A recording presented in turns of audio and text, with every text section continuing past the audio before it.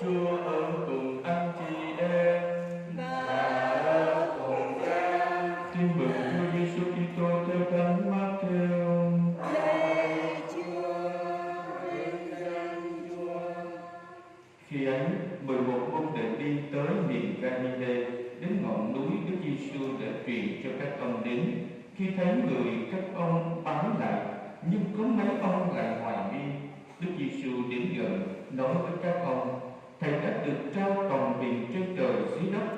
Vậy anh em hãy đi và làm cho muôn dân trở thành môn đệ, làm phép rửa cho họ nhân danh Chúa Cha và Chúa Con và Chúa Thánh Thần, dạy bảo họ tuân giữ mọi điều Thầy đã truyền cho em. Và đây, Thầy ở cùng anh em mọi ngày cho đến tận thế. Đó là lời Chúa. Lạy Chúa Kitô, ngợi khen Chúa. Kính thưa quý ông bà anh chị em và cộng đoàn thân mến, hôm nay giáo hội mời gọi chúng ta mừng trọng thể lễ Chúa Ba Ngôi. Đó là Chúa Cha, Chúa Con và Chúa Thánh Thần.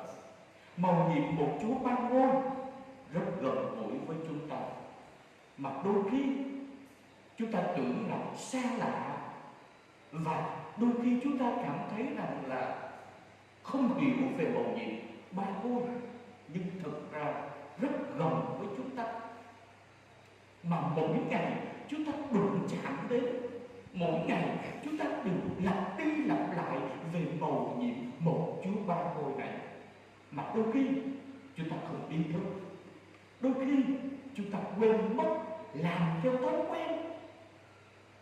Đôi khi ta làm mà ta không biết rằng chúng ta đang tuyên xưng một Chúa Ba Ngôi. Đó chính là khi chúng ta làm dấu nhân danh Cha và Con và Thánh Thần. Và mỗi ngày như thế chúng ta sẽ làm dấu không biết bao nhiêu lần. Nhưng đôi khi chúng ta không ý thức, đôi khi chúng ta quên mất rằng chúng ta đang tuyên xưng mầu nhiệm một Chúa Ba Ngôi, nhân danh Chúa Cha, Chúa Con và Chúa Thánh Thần. Mỗi khi chúng ta ăn, mỗi khi chúng ta uống, mỗi khi chúng ta cầu nguyện, mỗi khi chúng ta đến nơi nhà thờ này, tất cả đều trải dài trong một ngày sống của chúng ta. Khi chúng ta tuyên xưng mầu nhiệm một Chúa Ba Ngôi, nhưng chúng ta không ý thức, chúng ta quên mất, và khi chúng ta nó thành một cái thói quen như thế, nó làm cho chúng ta nhàm chán và làm cho chúng ta không ý thức.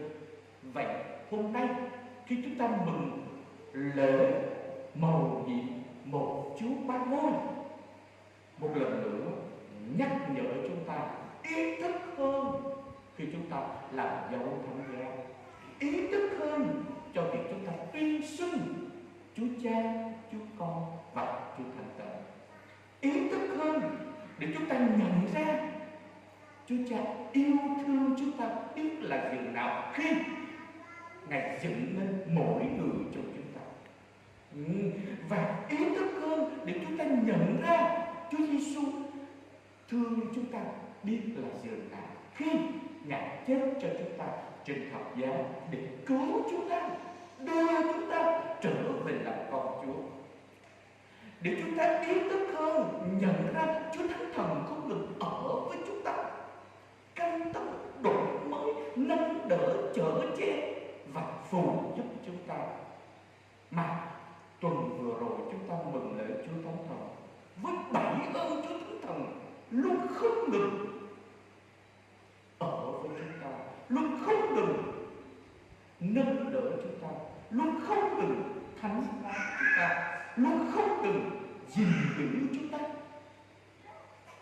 Hôm nay hơn bao giờ hết, khi chúng ta mừng lễ Chúa Ba Ngôi, Chúa Cha, Chúa Con và Chúa Thánh Thần, mời gọi mỗi người trong chúng ta nhận ra Thiên Chúa Cha yêu thương chúng ta, nhận ra Chúa Giêsu không ngừng tha thứ, yêu thương, nâng đỡ nhận ra Chúa Thánh Thần luôn bên cạnh chúng ta, luôn nâng đỡ giúp chúng ta vượt qua những cám dỗ thử thách nơi chính đời sống đức tin cũng như đời sống thường ngày của chúng ta. Hơn bao giờ hết, hôm nay chúng ta xin Chúa Ba Ngôi cho chúng ta ý thức hơn nữa khi chúng ta tuyên xưng một Chúa Ba Ngôi, mà mỗi một ngày chúng ta làm dấu tham gia, mỗi một ngày chúng ta nói lên lòng tuyên xưng của mình một Chúa Ba Ngôi. Khi chúng ta tham dự thánh lễ, khi chúng ta ăn uống, khi chúng ta cầu nguyện, khi chúng ta đi ngủ, tất cả mỗi một lần chúng ta làm dấu là mỗi một lần chúng ta tuyên xưng một vị một Chúa Ba Ngôi với cả lòng tin, với cả lòng yêu mến, với cả lòng cậy trong nhiều hơn nữa trong chính đời sống đức tin của chúng ta.